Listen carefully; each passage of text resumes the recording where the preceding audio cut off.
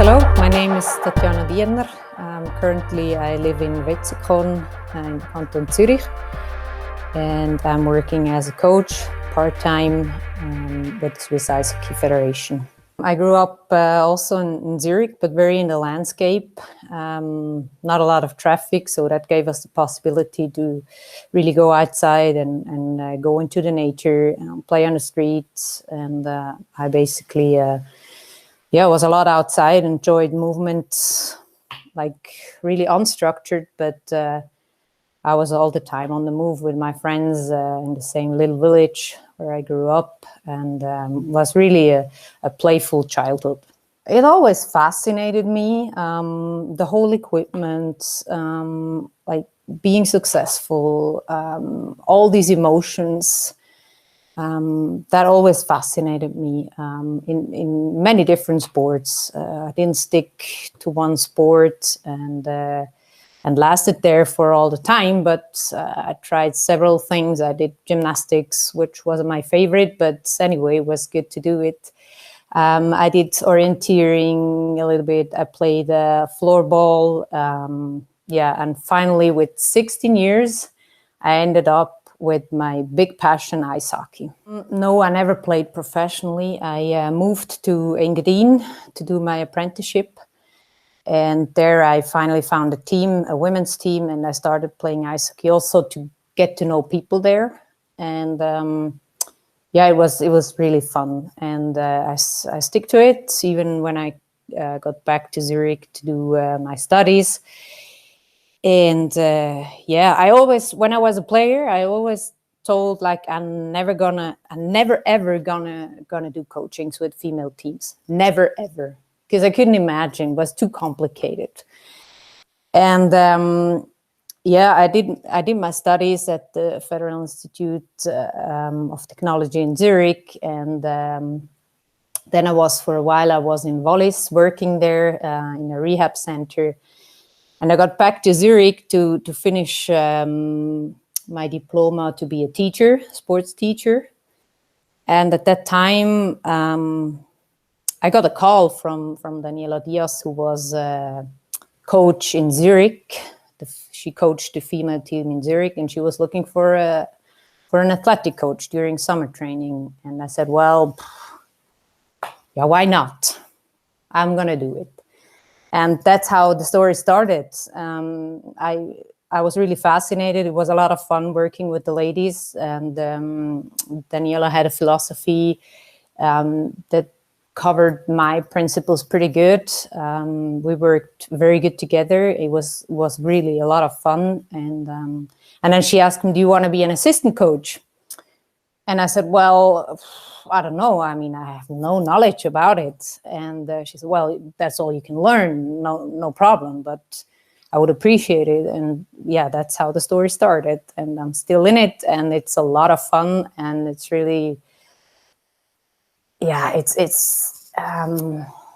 developed myself personally so much. And I learned so many things that you can't learn in any formal education. It's really, really a very interesting job to do. I always enjoyed working together with people. That's probably why I became a salesperson.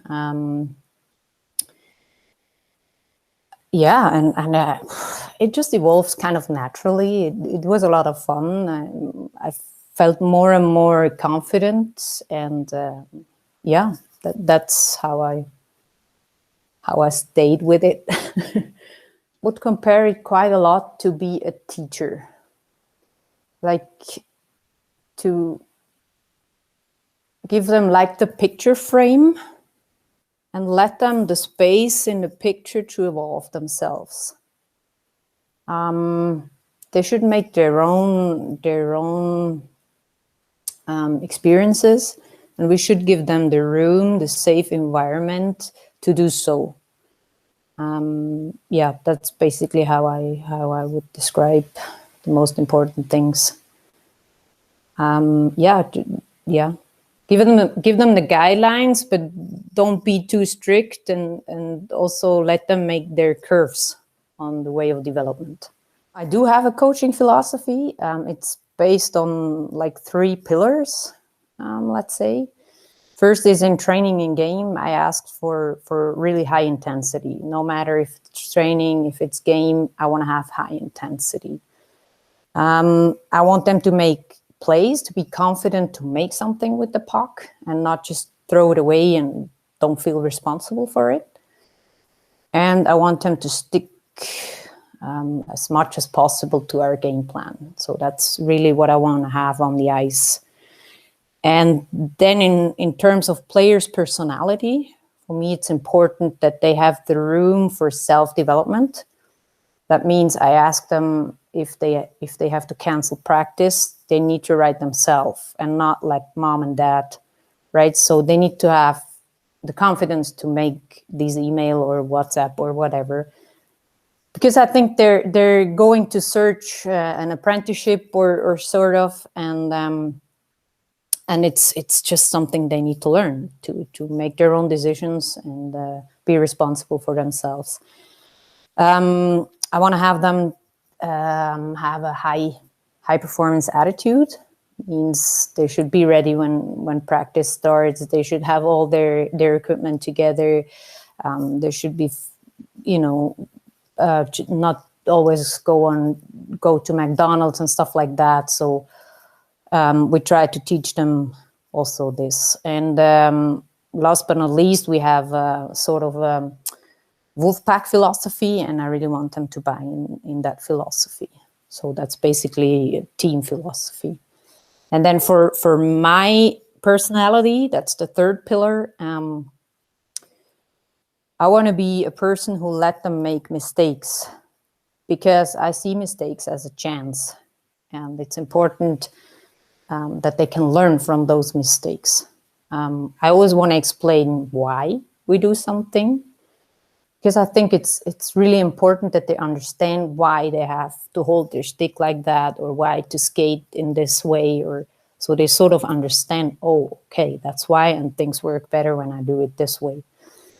Because I think then the chance is higher that they really do it on and on and on, and get habits. Keep things simple. I think I changed a bit on that in the last year. It's always, national team, the time is so short that you can work with the players. And I thought, well, we have to put in everything we can. But that's really difficult. And now I focus more on few things, but do those few things really good, so that they got the point. And this matter also less is more. Yeah. Certainly on club level, you can focus way more on details because you have way more practices that you can work on. And on national team level, as I said, time is so short, and you have to focus on few things that you think are the most important and try to develop them really good. But also on a level of selections, like in a club team, there's no selections. You start with the team at the beginning of the season, you build your team, and then you go on with that same team to the end of the season. And in the national team, you have to make sometimes hard selections. And this is why maybe I be a little more distant to the players. I try to have a relationship, of course, but I really try to stay a bit more distant, just also to protect myself and being able to make the right decisions. Yeah, emotions is why I am in that job, because there's no other job that I have to go through all these emotions, or I can go through all these emotions. And I always was a coach with really strong emotions. I freak out if my team scores a goal, and I think it's okay to do that, because I know when I started, I talked to somebody who was also a coach, and I told her wow, it's so amazing how we can stay that quiet on the bench if we get scored on, or if we score. How can you do that? I mean, it's so amazing. And then she goes well, I don't know, but I mean, it's so cool if you can show your emotions. And I think, yes, at some point you have to take care that you show your positive emotions, show them all. That's my philosophy. Show them all, because that's the most beautiful thing. But really important, try to control your negative emotions. So, and I learned that over time. When I still was coaching on club level, I used, like in my first season or second season, I used to scream at the referee all the time. First season. And then I thought, well, that takes away so much energy from me that I should rather invest in more, in a more positive way. And so I stopped, and I felt, wow, this is so much better. And I think it's why not sharing emotions? And it's interesting also when I watch other coaches, and I watch a lot of other coaches, not only in ice hockey, but mostly. I'm fascinated by coaches who show their emotions. And I feel like if I see a coach not smiling, not being angry or so, like, how can you just stand there and not, like, what are you doing? I mean, it's amazing. I don't say it's right or wrong. I mean, everybody has to do what's good for him or her. But yeah, I figured out, for me, it's really good if I can show my positive emotions, and if I can control my negative emotions. And you sort of evolve rituals to handle those negative emotions. Breathing is very important. Or also when the ref makes a call, just go to the watch and stay in the moment, like with my eyes, just see the watch. And that tells me, like, it's now, the other scene is gone. You can't change it anymore. Just stick to now, take your decision, and go on. That's two of them, yeah. Well, I think if I show too much negative emotions, I don't want them to get afraid of me. I'm already in a very powerful position as a national team coach, because I have to make selections. And I don't want to, exaggerate on that. So of course I use the F word, sure, but not like screaming to players or doing stuff like that. For sure not. That's a difficult topic. First of all, I think athletes, if they really want to become pro players or really national team players or whatever, they need to have a very high intrinsic motivation. Otherwise, there's no way they're going to make it to the top. I think that's the most important. Other than that, I think we can give them good feelings, which has an impact on motivation if we create good training environments that matches their skill level, plus minus. So you can, that's fun, like be competitive. Can I do it? Or maybe this time not, but next time. I think that's really, really important. And then also, like, I'm very passionate, and I show it on the ice. And if I'm on the ice, I'm 100% on the ice. And I think that sort of has an impact as well. Yes, I do so. I think it's part of the job. If you work together with people, no matter if sports or whatever business, you can't help anybody. But I mean, you can do your best. And if you've done your best, then that's how the situation is. And you can, like, I'm not a magician. And I can provide my best knowledge and try to help them. But I mean, there's so many more things that need to come together in a good way to make it to the top level, to become an elite athlete. And so many things that are not under my control. So yeah, it is how it is. It's part of the game. And yeah, it's frustrating. It's really frustrating, I have to admit. It happens. We had a player already at the U18 level when I was assistant coach there, we tried to push her. She was very gifted with skills and with a good vision of the game, good hockey sense, but her athletic level was not that high because she probably could use the skill.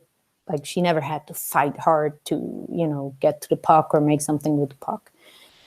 So that can be, that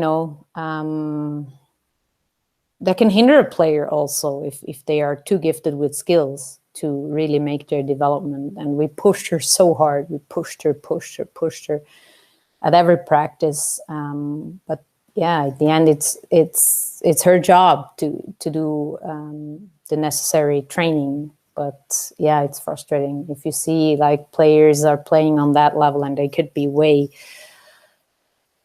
higher. And yeah, but in the end, as I said, I can't control everything, so I stick to what I can control and try my best. And if the player doesn't do her or his job, then yeah, I don't have to feel bad about it.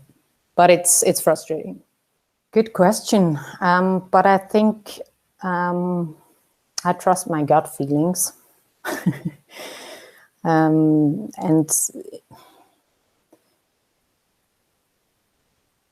with experience, you get to realize the situation. You can read the players' faces, their body language, and you see like, wow, now they're really tired. I have to stop pushing, or we just skip that exercise, or whatever.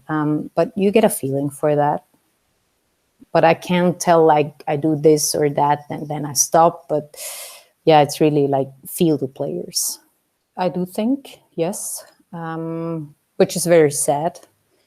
It's always, elite level, or it starts even in teenage years, of course, but if they really have high ambitions and push, and then the school also pushes and the parents pushes and everything pushes around them. And I think that can break a player, yeah. But I think it's not only one coach that breaks a player, it's the whole situation, probably. Time is like, it's not an endless thing we have. And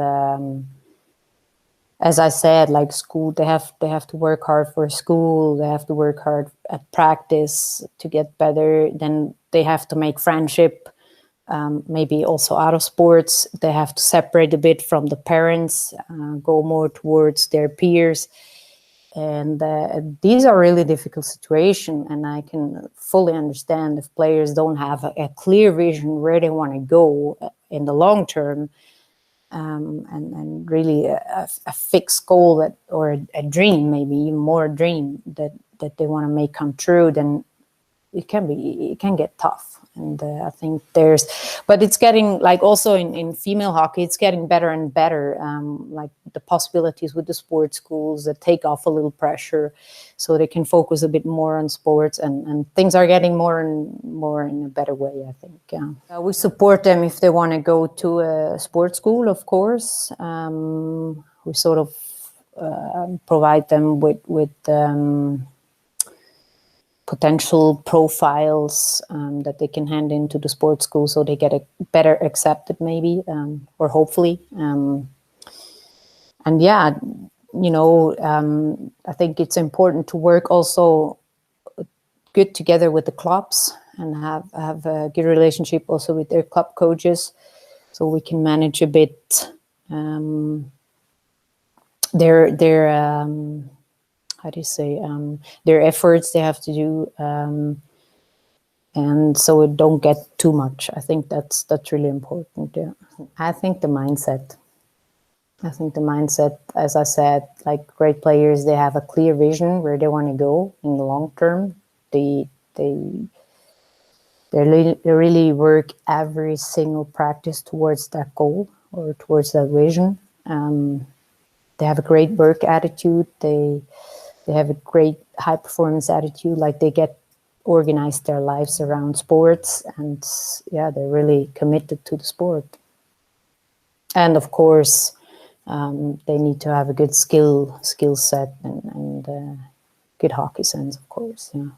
Yeah, what we try to do is to, like, after every tournament or practice camp also that we try to give them feedback in a written form also, so they know where we see them in terms of the whole team, but also like very individual, like practice this, and it's not like tactics. It's really more on things they can really practice also at club level, and we try to motivate them to also show that to their coaches and talk to their coaches about that and really work on that. Yeah, but yeah, I mean, in the end, it should really work together very well. Club and national team, we're both interested in the same results. Like, we want to have better players, no matter if it's on club level or national team level. And I do believe that we both work towards that goal. I think it's depending on the age group, but I come back to your question before, what separates the good from the elite player? And that's what makes the difference for me as well. Like, be responsible for your own development and make whatever you can do. Maybe also, besides club trainings or national team trainings, go on a shooting range or do stick handling drills at home. And we also provide them with drills they can do at home, easy stuff, and but yeah, just in order to give them a way to get better. On a technical level, from what I can say, and I never coached like really young kids, but I think the age of let's say 12 to maybe 18 is really the time where a lot of good things happen, and in this or at this age level, you see like a player half a year later, and you think, wow, is this still the same player? And that's really fascinating. And it's a challenge to not make too early selections, because you would lose good players. So yeah, but it's really interesting. I think there's a lot going on between 12 and 16 on a technical level, but also on a personal level, as I mentioned before. I mean, there's so many things that go on in that time, and they need to handle, and they need to grow, and they need to find new orientation points and in their lives. And yeah, it's really an interesting time. Yeah, I think parents should be ideally very supportive. After tough losses, for example, no matter at the club level or at national team level, they should be there and just give some solace and just listen to players. And then they have big roles. I mean, they're taxi drivers, they're managers, they're like everything. I mean, and without parents, the players can't play ice hockey probably, unless they're really living next to the ice rink. So parents have a big role, but I think it gets difficult for the players if parents put them under pressure too much, which can happen and happens. Yeah, but I'm really thankful for everything the parents are doing for our players, because without them, it's not possible. I think more and more, as I already said, sports schools are available, and there are coming more and more sports schools where the players can get off for practice early or come later because they had a morning practice or so. And they're just more flexible. And I think that's so helpful and so needed. On the other hand, I mean, Switzerland is a country that has a lot of emphasis on education, which is also okay, because especially, for example, in female ice hockey, you can't become a pro. You can't make a living out of playing ice hockey compared to the men, for example. So I think it is very important.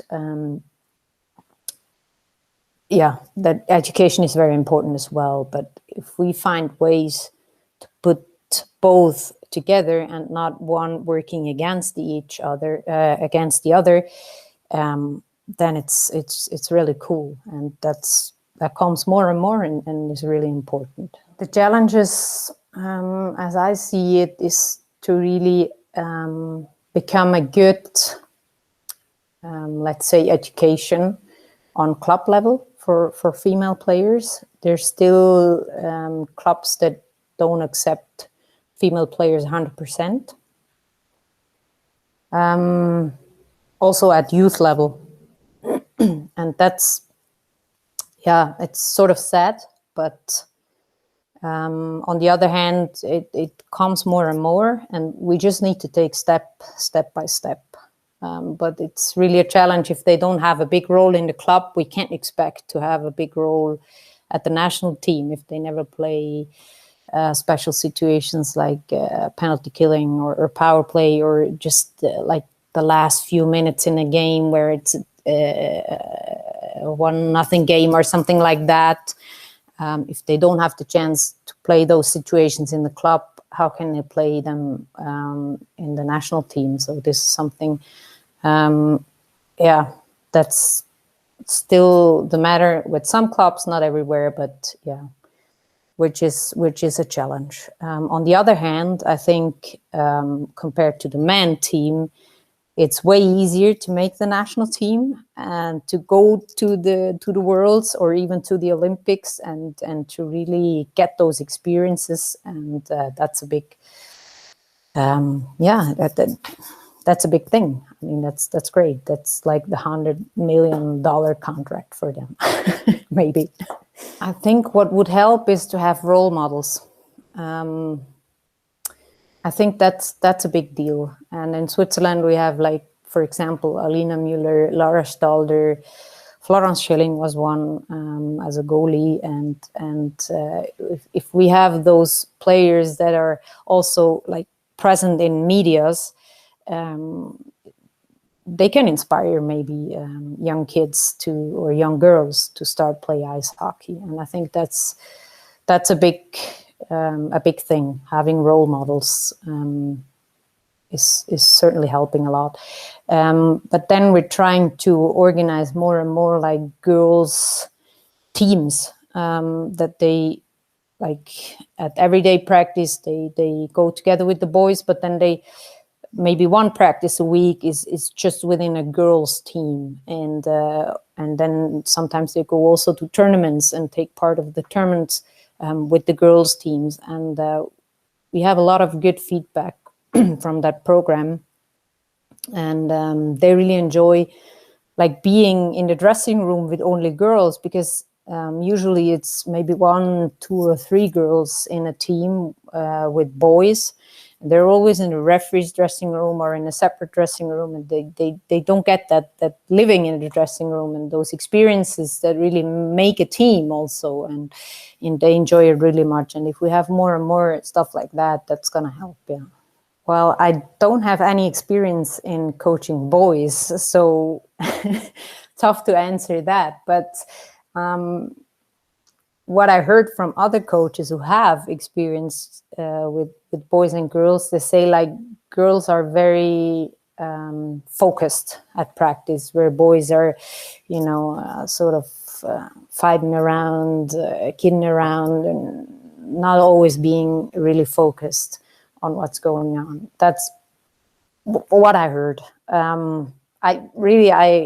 I have to skip that question. I can't answer.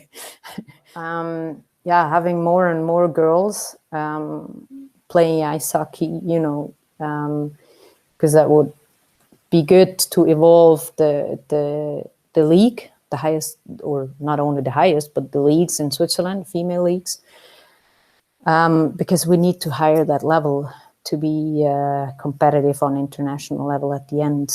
Like at the moment, our top players are playing abroad. Like Sweden is very good, going towards professional structures, and also in North America, college players, they have a really professional. They have really professional possibilities to play ice hockey, and I think we need to work towards that. That we can, raise our level in proficiency. This is going to be really important. That's going to help the clubs, but also the national team in the end, of course. Yeah, that's a big challenge. Yeah. I think that players can really enjoy what they're doing, but have really are oriented towards goals, and knowing what they're working for. Yeah. I mean, coaching is a never-ending story, and that's what makes it so interesting. I started like 6 years ago, I think. And already in this 6 years, seeing my personal development is amazing. And I think I really want to be open to get more and more experiences, get inspired by other coaches, no matter what sport. And really finding my own way of coaching. And learning never stops. And there's so many. I mean, coaching is. There's the technical aspect, there's the psychological aspect, there's the athletic aspect. It's huge, and I really want to develop more and more in every area and become more and more experienced. Yeah, doing coaching education courses. Then I'm also doing a further education in sports psychology. Right now it's almost done, but and just exchange with other coaches, learn from them, talk to them, and ask questions, which is really a big thing, I think. I don't have like an idol or so. I just like to watch coaches and see how they're dealing with specific situations, what they're doing, what their philosophy is, and if I find things that fit my way, I try to implement that in my coaching. And as I said, probably the most inspiration I get from coaches who show their emotions. I'm attracted by them, and but also like quiet coaches, why not learning from that? I mean, it's a complete different style, but doesn't mean it's better or worse. And I just want to, I don't stick to one person. I'm just curious to learn from many different. I mean, every win makes me so proud of the team. But if I have to mention one situation, it was probably the Youth Olympic Games in Lausanne, when we beat the Czech team after penalty shots. Yeah, that was wow. It was amazing. Like in front of a big crowd, like almost 6,000 spectators. They were yelling, and wow, that was amazing. Yes, as I mentioned before, yelling at the refs, which doesn't help anything. But I mean, that's part of the development. You have to make mistakes to learn from them, to do better next time. And I think that's the important thing. And then you don't have to regret. If you can learn from that and make it better next time, you don't have to regret. You can be thankful for, if it's not like, as long as you treat persons respectfully, then it's okay. My younger self, I was full of self-doubts. I would just advise myself, hey, make the experience, and you don't have to be perfect. Really important. Don't have to be perfect, and have fun. Really have fun doing it. Yeah. I like NCIS. It's probably my favorite series. Yeah. Losing My Religion from REM. Dogs. Cold, because my body doesn't stand the heat. So, and in the cold, you can always get one more jacket. So cold. For me, and I don't want to be disrespectful, but they always say chess is a sport.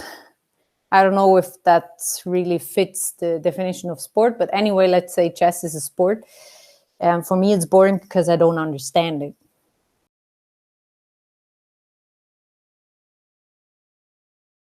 Sometimes I wish I could know what people are thinking. Yeah. That's a tough one. Wow.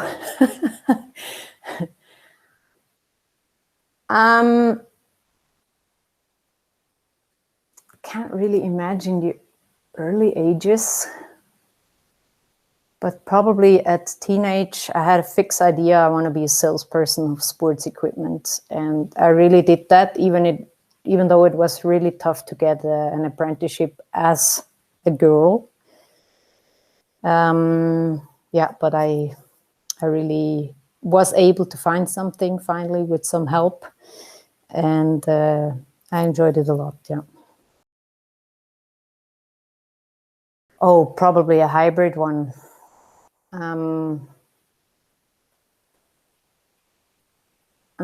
Strength of a tiger, cleverness of a snake,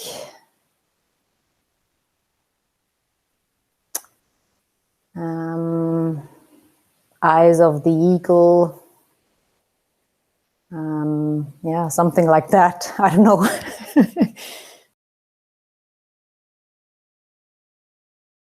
I don't want to change my name because, and there's a story behind, it's not a big story, but this name isn't heard in Switzerland quite often. Tatjana is a Russian name, and it's heard a lot in Russia and East Germany and so, but not in Switzerland, and that's why I like it a lot. Yeah. Would like to use the stage to really encourage women to do that job, to really enjoy coaching, because I think we have to give so many good things. It's really not a male business. Women can do it perfectly well, and really, yeah. I wish to motivate other women's to really, if they have the wish to become a coach, go your way, and don't be full of self-doubts. Just make your experiences, and you'll find your way.